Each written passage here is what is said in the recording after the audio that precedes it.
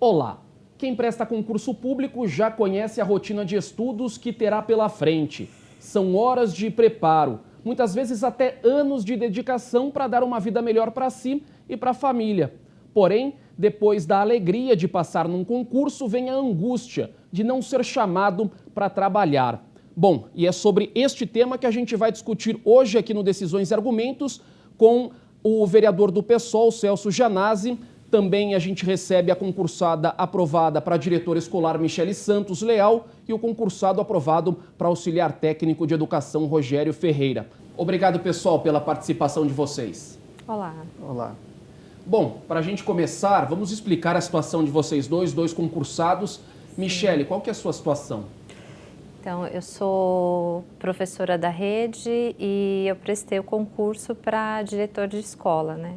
Esse concurso de diretor de escola, ele aconteceu em 2016 e, na verdade, ele já teve seu vencimento em abril desse ano e foi prorrogado por conta do período de estado de emergência. E a situação é justamente essa que você colocou no início, de você passar no concurso e ficar nessa angústia de aguardar a chamada.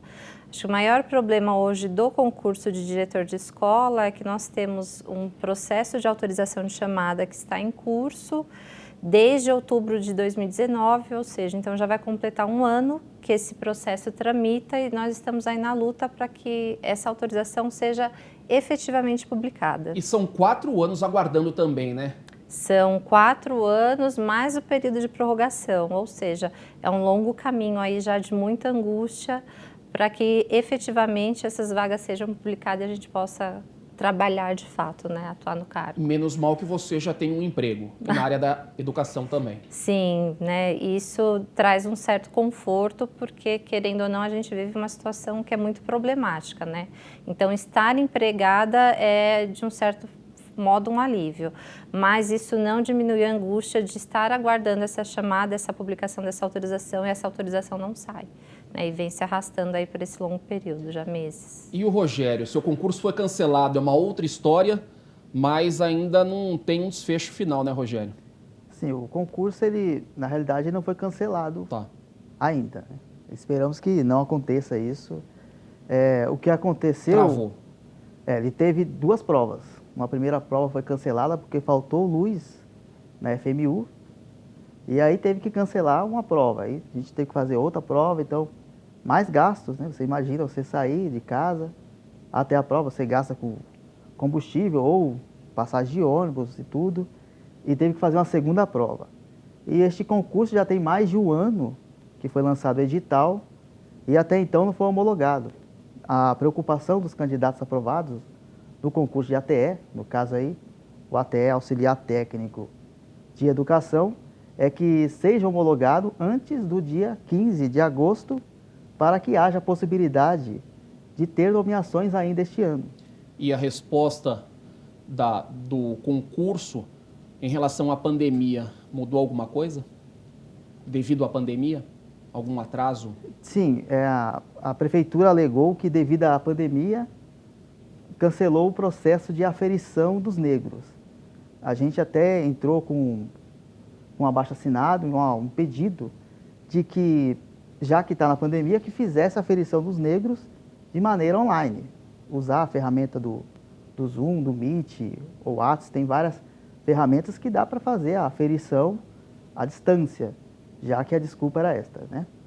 Mas aí, recentemente, acho que foi sábado, foi publicada a aferição presencial.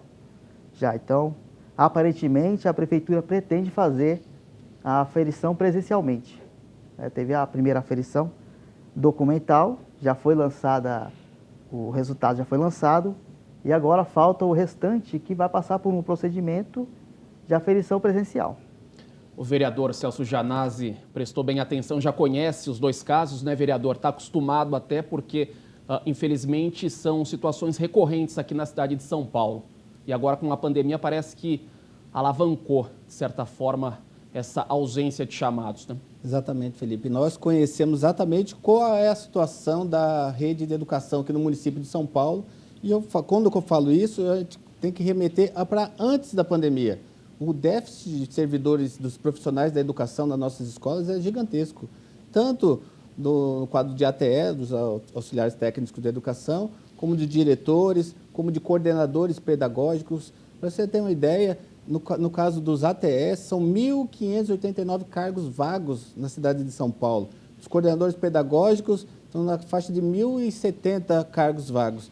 De diretor, tem mais 120 cargos vagos. Então, nós temos vários cargos, vários concursos válidos na Prefeitura de São Paulo, que os concursados fizeram o concurso, estão aguardando essa chamada. E aí, a Michele coloca muito bem, e o Rogério também, esses concursos, por exemplo, de diretora, eles tinham validade até abril agora de 2020. E com a pandemia, no início da pandemia, nós apresentei um projeto de lei suspendendo todos os prazos de concursos públicos aqui, porque tínhamos diretor, tínhamos de PEI, de PEIF, de ensino infantil, de fundamental aqui no município de São Paulo. Os concursos venceriam, expiraria o prazo. Não fazia sentido, né? Manter os prazos, claro. Com esse déficit total. Nós apresentei esse projeto.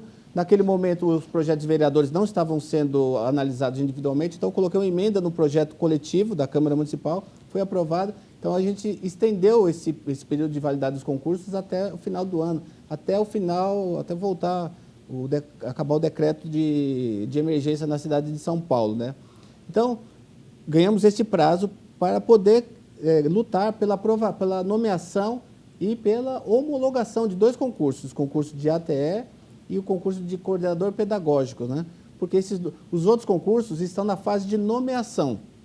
Está na Fazenda, está para liberação, está lutando muito para a liberação, mas os 2 concursos, tanto de ATE, auxiliar técnico de educação, como de coordenador pedagógico, eles estão na fase de homologação. Então, a gente está lutando muito para que eles sejam homologados, porque esse déficit que eu falo para vocês, eu visitei muitas escolas durante o ano passado e no começo desse ano. E nós temos muitas escolas com déficit gigantesco de professores de ATE. Uma escola, para que as pessoas saibam, Felipe, qual a atividade do ATE? O ATE também é um educador. Todos os profissionais são os profissionais da educação. ATE, coordenador pedagógico, os professores, supervisores, diretores. Estão envolvidos no processo de educação. Todos são profissionais da educação, todos são educadores. Então, uma escola sem ATE, uma escola não funciona. Uma escola sem o coordenador pedagógico, sem o quadro de gestão, também não funciona. O coordenador pedagógico é o elemento que faz o processo pedagógico, o projeto pedagógico da escola andar. O diretor, o quadro de gestão também. Então, é fundamental que eles estejam nas escolas, que haja essa nomeação, porque senão não haverá escola possível. É um problema da Secretaria de Educação, esse déficit, porque se a escola precisa, se foi feita uma avaliação e a Secretaria entende que há necessidade de contratar, por que esses profissionais não estão trabalhando ainda? Existe uma determinação, uma ideologia do governo que está aí, nessa administração que está aí atualmente. E o secretário municipal de educação é um elemento dessa administração. Então, há uma visão do Estado mínimo, né, no Estado de São Paulo, tanto no Estado de São Paulo como aqui na Prefeitura de São Paulo. Então, quanto menos servidores públicos, melhor. Então, existe um processo de terceirização dos serviços de saúde, de educação, de outros serviços da cidade de São Paulo. E isso se aplica também na educação. Então, a Secretaria Municipal de Educação tem feito essa briga. Oficiamos aqui, inclusive, através da Câmara Municipal, o presidente Eduardo Tumas, oficiamos a Secretaria de Gestão para que proceda a homologação desses 2 concursos que estão por fase de homologar. Lembrando que nós tivemos a alteração da data da eleição, então o prazo legal, regimental, para que haja nomeação, ele se estendeu, então vai até 15 de agosto, e nós fizemos esse ofício, a Secretaria de Gestão respondeu pela homologação. Como disse o Rogério, essa luta, essa mobilização, abaixo-assinado de todos os servidores da educação, tem feito um grande sucesso, um efeito positivo, porque a Secretaria já publicou o começo dessa aferição, tanto do concurso de ATE como de CP, do coordenador pedagógico. Para a gente terminar só essa primeira parte do programa, Michele, mais um minutinho para você. Você tem um trabalho num coletivo que luta também pelos direitos da infância, né? Essa relação também com a educação. Sim, eu faço parte do coletivo Parque da Resistência, né, que é um grupo de professoras e professores que atuam na educação infantil, nas frentes de formação e na luta pelos direitos da infância dentro do âmbito da educação, né? E uma das coisas que o coletivo tem apontado também é essa necessidade de repor o quadro de docentes em virtude das aposentadorias, exonerações e acessos, né? Então, o que o vereador coloca realmente é a nossa situação de hoje, né? A gente precisa que haja as convocações, nomeações, as autorizações de chamada, para que a gente consiga, de fato, ter uma escola, né, equipada em todos os sentidos para poder dar continuidade ao trabalho. E o Parque da Resistência é muito atuante nesse sentido, de cobrar aquilo que é de direito da educação. O Rogério também tem um trabalho relacionado a concursos públicos, mas a resposta dele fica para logo depois do intervalo aqui no Decisões e Argumentos.